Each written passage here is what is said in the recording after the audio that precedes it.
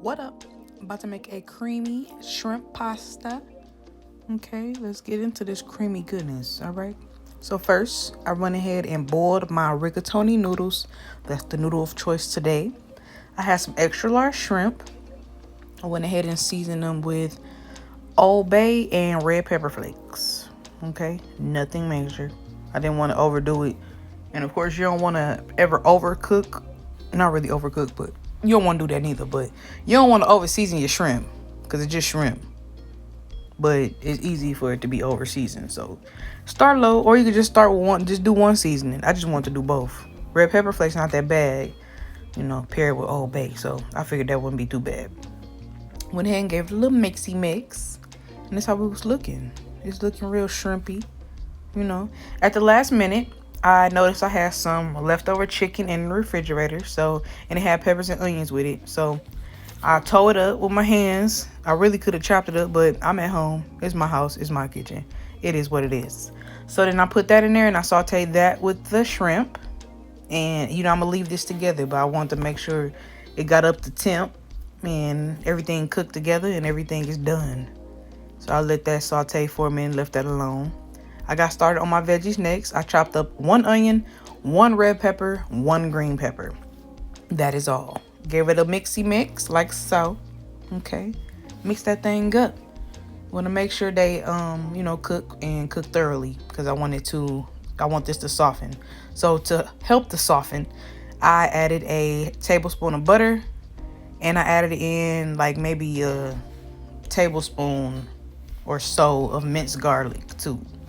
And I let that, simmer together. That butter and that garlic, on top of them onions, it's a beautiful thing. It's a beautiful smell. It's very pungent and it's very beautiful. I love all this mixed together. Peppers and onions just go together, I added in a full can of Hunt's roasted garlic tomatoes. Try something totally different. Never had this before. Never used these type of tomatoes before. But I try to make all my pastas differently, but still have my flavor with it. So I just like to either add or take away an ingredient every time. But I got a way that I like to make it my favorite way. Now I added a half a cup of heavy cream and a full cup of milk. You really can use, half and half, but I don't never had no half and half when I need it. So I use what I got. And then, I'm going to let this simmer because it has to thicken up. And, while it's thickening up and, doing this thing, I season it with garlic powder, black pepper, a little bit of onion powder, Italian seasoning, basil, chili powder, and just a little bit of chicken bouillon at the end. None major, like I was just trying something different. I really just go in the kitchen and allow my ancestors to move through me, okay? I never had precise measurements or nothing like that, but like I said, I'm going to always tell you what I use. It's up to you to season it to your liking, because I did have to add more seasoning even with the ones that you just saw. Like, it was giving me a flavor that I wasn't digging. It was kind of sweet, so I had to like add a little saltiness to it. Basically, if you season with all this and use everything, you'll see what I'm talking about, unless you just like the sweetness. So then I added in a full block of pepper jack cheese. I shredded up some pepper jack cheese because I always shred up my cheese when I'm making pasta. And I added in a half a block of cheddar cheese. Off camera, you didn't see that, but I did though. I just wanted it to thicken up just a little bit more, and it did.